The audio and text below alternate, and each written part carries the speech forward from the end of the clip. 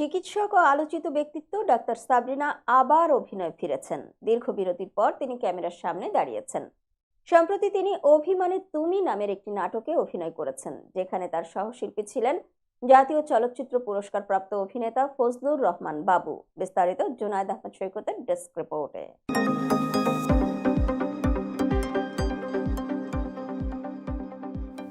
Corona মহামারীর সময় doctor Sabrina আলোচনায় আসেন। মহামারী চলাকালে বিতর্কিত ঘটনায় তাকে কারাগারেও থাকতে হয়েছিল। জামিনে মুক্তি পাওয়ার পর তিনি পুনরায় সক্রিয় হয়েছেন সামাজিক মাধ্যমে।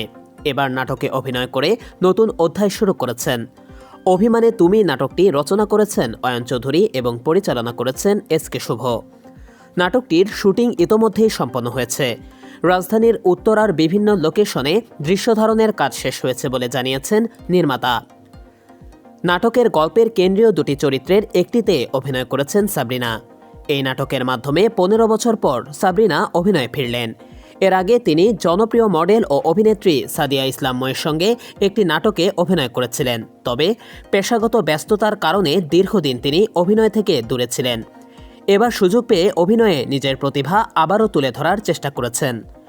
নিজের অভিজ্ঞতা নিয়ে সাবরিনা বলেন, আমি যে কোনো কাজই ভীষণ সিরিয়াসলি করি। অভিনয়ের ক্ষেত্রেও তাই হয়েছে। পরিচালক যেভাবে চরিত্র বুঝিয়ে দিয়েছেন আমি সেভাবেই কাজ করার শতভাগ চেষ্টা করেছি। তবে কেমন করেছি তা দর্শকই ভালো বলতে পারবেন। অভিনয়ের সহশিল্পী ফজলুর রহমান বাবুর প্রশংসা করে তিনি বলেন, বাবু ভাই ভীষণ সহযোগিতা করেছেন। অভিনয় চ্যালেঞ্জিং একটি বিষয়। অভিনয়ের প্রতি আমার ভালো লাগা অনেক পুরনো, তাই অনেক দেরিতে হলেও আবার ক্যামেরার সামনে দাঁড়ানো হলো।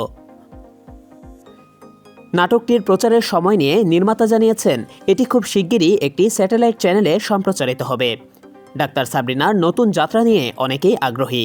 একজন চিকিৎসক হয়েও অভিনয়ের প্রতি তার ভালোবাসা এবং দীর্ঘবিরতির পর ফিরে আসার সাহস ভক্তদের মধ্যে ইতিবাচক সাড়া ফেলেছে। নাটকটি তার অভিনয়ের নতুন অধ্যায়ের দিক নির্দেশনা দিবে বলে ধারণা করা হচ্ছে।